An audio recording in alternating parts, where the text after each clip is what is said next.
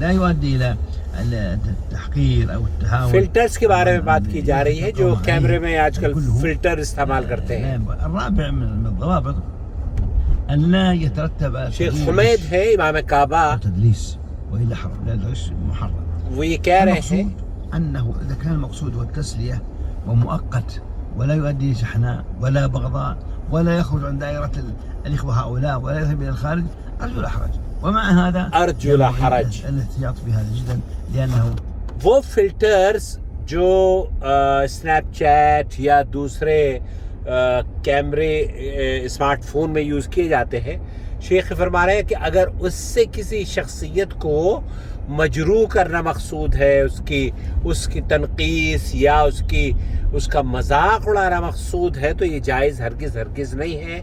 البتہ اگر کوئی چیز موقت ہے اور صرف آپ اپنی تصویر تفریح کے لیے، مذاق کے لیے اپنی فیملی میں شیئر کرتے ہیں تو انشاءاللہ لا یکون حرج، تو شیخ فرما رہے ہیں کہ اس میں انشاءاللہ تعالیٰ کوئی حرج کی بات نہیں ہوگی.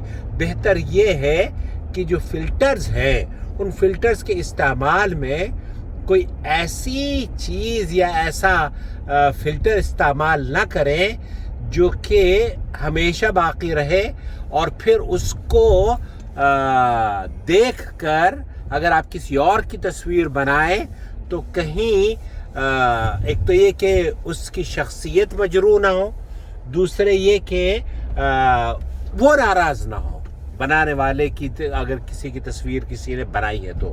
بعض مرتبہ شیخ نے فرمایا کہ امام کعبہ نے کہ بہت سے لوگ ہیں جو کہ تصویر بناتے ہیں لیکن کتے کی تصویر، انسان کے ساتھ ساتھ کتے کی تصویر کا منہ یا فلٹر ڈال دیتے ہیں. تو ایسا فلٹر جو کہ جانوروں کا ہو اور وہ بھی کتے جیسا، تو شیخ نے فرمایا کہ اس کو نہیں کرنا چاہیے. تو عمومی طور پر فلٹر استعمال کیے جا سکتے ہیں لیکن اس کی شکل و صورت کو نہیں بگاڑا جائے گا اور نہ ہی اس کا مذاق اڑانے کے لیے کوئی ترمیم کی جائے گی. آئی ہوپ کہ وضاحت ہو گئی ہوگی. Thank you so much.